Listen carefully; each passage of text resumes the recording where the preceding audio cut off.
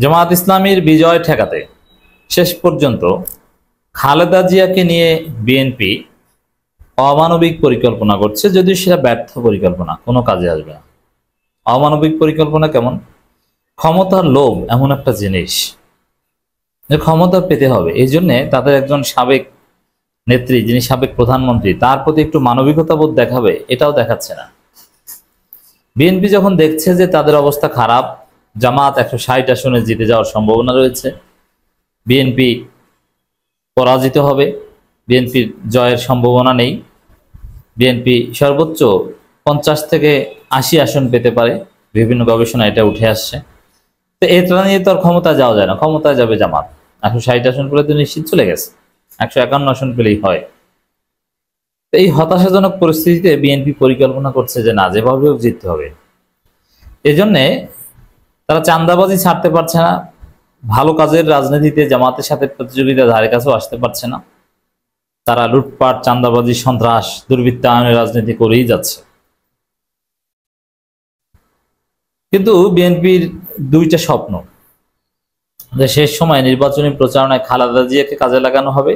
খালেদা জিয়াকে মাঠে নামালে হয়তো আমাদের এই চাঁদাবাজির অপরাধ বোধ এটা দূর হয়ে যাবে। আর দ্বিতীয় হচ্ছে তারেক রহমানকে দেশে আনা হবে। তারেক রহমান আসলে একটা হাইপ তৈরি হবে, তারা একটু আত্মবিশ্বাস পেয়েছে। এই যে বিবিসিতে তারেক রহমান সাক্ষাৎকার দিয়েছে, এই সাক্ষাৎকার ভাইরাল হয়েছে, তো তাদের বিশ্বাস যে তারেক রহমান আসলে তো আমরা আলোচনায় থাকবো। আরে ভাই, আলোচনায় থাকবেন, কিন্তু উল্টো বিতর্ক জন্ম নেবে। আমি বলে দিই, তারেক রহমান আসলে আপনারা যেটা কল্পনা করছেন উল্টো ফল হবে।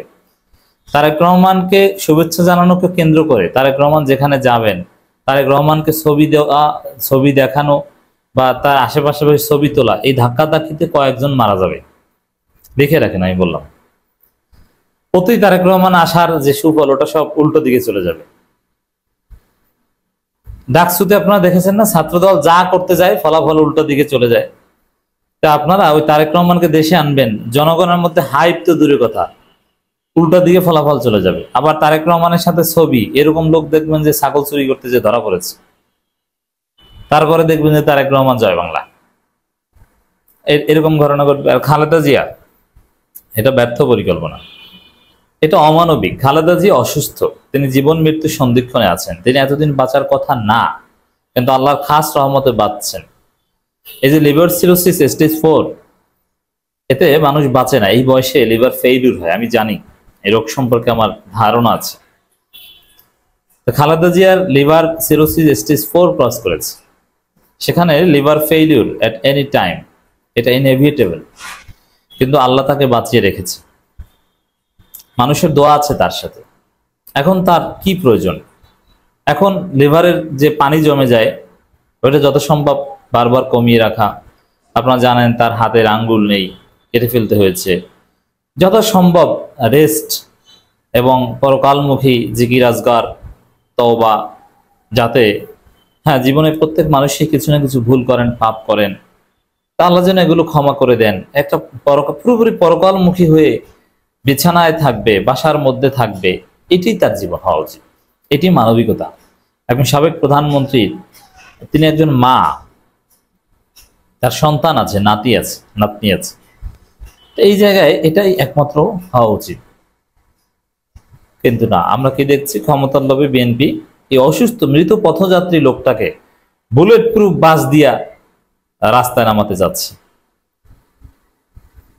এটা অমানবিক সিদ্ধান্ত না?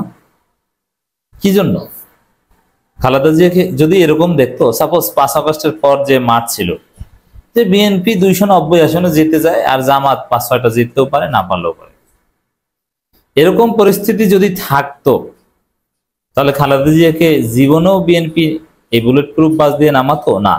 জামাতের অবস্থা ভালো, বিএনপির বিজয়ের আশা নাই। এখন ওই খালেদা জিয়ার মাধ্যমে যদি কিছু করা যায়, জামাতের নারী নেত্রীরা গ্রামে গ্রামে ঘরে ঘরে যে ভোট সব নিয়ে নিয়েছে, সবাই দাঁড়িপাল্লায় ভোট দিবে।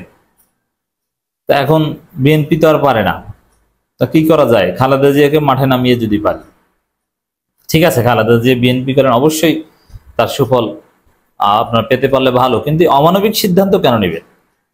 এরকম একজন মৃত পথযাত্রীকে আমি চ্যালেঞ্জ দিয়ে বলতে পারি, কোন ডাক্তার তার পেশাদারিত্বের জায়গা থেকে খালেদা জিয়াকে বুলেট প্রুফ বাস হোক আর যে বাস হোক, কোনো বাসে এইভাবে নির্বাচনী প্রচারণা যেতে অনুমতি দিবে? এরকম একজন যা লিভার ট্রান্সপ্লান্ট মাস্ট বেঁচে থাকার জন্য, এখন ট্রান্সপ্লান্ট করার মতো শারীরিক সক্ষমতা নেই, সার্জারি তিনি ধারণ করতে পারবেন না, তো এটা কি হয়? এর মানে ডাক্তার কি বলল কি এটা না, আর এটা হতে পারে এখানে উল্টো ফল হতে পারে। এই নির্বাচনী প্রচারণার মধ্যে খালেদা জিয়া মারা যেতে পারে, কারণ এরকম একজন ক্রিটিক্যাল রোগীকে রাস্তায় নামানো এটা একদম অমানবিক। আর এটা যদি দেখবেন যে উল্টা ফল হবে, খালেদা জিয়াকে যদি আল্লাহ জীবিতও রাখে, তারপরও জামাত বা অন্যান্য প্রার্থীরা বলবে অসুস্থ খালেদা জিয়াকে টেনে হিসেবে ভাবে রাস্তায় নামিয়েছে বিএনপি, এই বিএনপি ক্ষমতা লোভী হিসেবে জাতির সামনে আবার প্রতিষ্ঠিত হবে যে খালেদা জিয়াকে এভাবে রাস্তায় নামানো ঠিক হচ্ছে না। আর কি মনে করেন খালেদা জিয়া বিএনপির যে এখন প্রচারণার যে পয়েন্ট, জামাতকে রাজাকার বলতে হবে, স্বাধীনতা বিরোধী বলতে হবে, এমনকি তারেক রহমান ৭১ প্রশ্নে জামাতকে জবাবদিহি করতে হবে এরকম কথা বলেছেন বিবিসির সাথে সাক্ষাৎকারে, মানে আওয়ামী বৃত্তি আছেন তারেক রহমান। তো এই জায়গায় খালেদা জিয়া কি ওইগুলো বলতে পারবেন? খালেদা জিয়া যদি ভুলে সাবকনশিয়াসলি, যেহেতু তিনি পুরোপুরি সুস্থ কিনা জানি না, জামাতের বিরুদ্ধে ৭১ কেন্দ্রিক কোনো কথা বলে থাকেন, তাহলে তো বিএনপিকে মানুষ থুতু দিবে, খালেদা জিয়া শেষ জীবনে গ্রহণযোগ্যতা হারাবে। কেন? আর এই খালেদা জিয়া তো জামাতের পক্ষে ছিল, জামাত নেতাদের দেশপ্রেমিক সার্টিফিকেট দিয়েছে, তাদেরকে মন্ত্রী বানিয়েছে। সেই খালেদা জিয়া কিভাবে, কোন যুক্তিতে জামাতকে ৭১ প্রশ্নের সমালোচনা করে? আর ৭১ প্রশ্নের সমালোচনা না করলে বলবেটা কি খালেদা জিয়া জামাতের বিরুদ্ধে তো বলতে হবে। তো দর্শক, এই জায়গায় একদম মাখাইয়ে ফেলবে খালেদা জিয়াকে। জামাতের বিজয় ঠেকাতে নির্বাচনী প্রচারণায় বিএনপি মাঠে নামিয়ে আর একটা ভুল করতে যাচ্ছে। খবর, নির্বাচনী প্রচারে নামছেন খালেদা জিয়া, আসছে বুলেট প্রুফ মিনি বাস। ত্রয়োদশ জাতীয় সংসদ নির্বাচনকে সামনে রেখে আবারও সক্রিয় হচ্ছেন বিএনপি চেয়ারপারসন খালেদা জিয়া। মানে হয়তোবা বাংলাদেশের যে কয়টা বিভাগ, ওই কয়টা বিভাগে এক একটা বিভাগীয় সমাবেশ খালেদা জিয়ার মাধ্যমে করাতে পারে। দীর্ঘ 10 বছর পর তিনি সরাসরি নির্বাচনী প্রচারণায় অংশ নিতে যাচ্ছেন, এমন ইঙ্গিত মিলছে দলীয় সূত্রে। বিএনপি একাধিক সূত্র জানায়, খালেদা জিয়া নির্বাচনী সফরের জন্য বিশেষভাবে তৈরি একটি bullet proof mini bus Japan থেকে আনা হচ্ছে। তার স্বাস্থ্য নিরাপত্তা বিবেচনায় যানবাহনটি কাস্টমস ডিজাইন প্রস্তুত করা হয়েছে। কাস্টমস ডিজাইন মানে বানানো হয়েছে, কত হাজার কোটি টাকা লাগবে কে জানে। জাপানিজ গাড়ি, ইন্ডিয়ানও না। বিএনপির পক্ষ থেকে যানবাহনটি আমদানির অনুমোদনের জন্য প্রয়োজনীয় নথি সরকারের সংশ্লিষ্ট দপ্তরে জমা দেওয়া হয়েছে। তারেক রহমানের জন্য জাপান থেকে আরেকটি বুলেট প্রুফ গাড়ি আনা হবে। তারেক রহমানের মৃত্যু ঝুঁকি রয়েছে, কেউ না কেউ হত্যা করতে পারে, এরকম একটা আশঙ্কা রয়েছে। এখন এই নতুন বাংলাদেশে এই বুলেট প্রুফ গাড়ি দিয়ে প্রচারণা চালিয়ে জিতবেন, ওইটা ভুলে যান।